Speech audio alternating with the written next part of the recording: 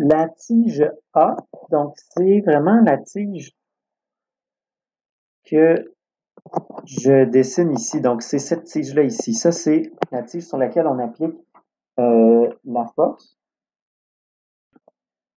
Donc, on peut se faire un petit schéma des forces là, sur la tige. Il n'est pas très, très compliqué. Là, on a la force F, ici, donc 125 kN. Évidemment, ben, via la cheville ici, là, on aura une force de réaction ici qui va être évidemment la même puisque tout est à l'équilibre, 125 kN. Donc, ce qu'on veut savoir ici, de combien la tige allonge-t-elle? Ce qu'on cherche ici, c'est une déformation absolue. C'est un delta L. On nous donne ici la longueur. Donc, ça, c'est L, la longueur de la tige.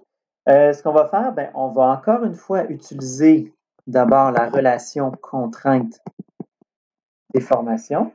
Et la première chose que je vais faire ici, ce sera d'aller calculer la contrainte.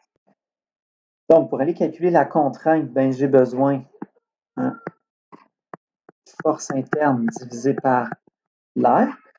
Ici, la force interne, c'est lié évidemment à la force extérieure qui est là, donc 125 000 newtons, qui est la force interne. Et l'air de la section, si je coupe la tige ici, qu'est-ce que je vois? On va voir une tige de section circulaire, diamètre ici 15,6 mm.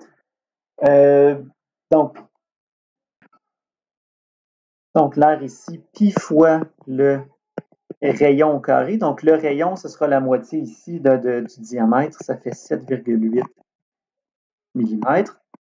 Le tout au carré. Donc, ça me fait ici une contrainte de 654 mégapascales. Pour la suite, on va ici aller calculer notre... Pardon, on va aller calculer ici notre déformation unitaire, donc en utilisant notre expression ici. Alors, sigma égale epsilon fois module de Young. Alors, 654 mégapascales égale epsilon fois le module de Young. Donc, le module de Young, il est ici. Il faut penser à le mettre en mégapascales. 207 000 mégapascales. Et ça nous donne donc ici une déformation unitaire de 3,16 fois 10 à la moins 3. Ça, c'est la déformation unitaire. Ce qu'on cherche, c'est de combien la tige allonge-t-elle. Donc, ce qu'on cherche, c'est vraiment un delta L, une déformation absolue. Et comment je vais trouver ça? Ma déformation unitaire, c'est delta L sur L. Donc, tout simplement ici, déformation unitaire fois la longueur va être ma déformation absolue.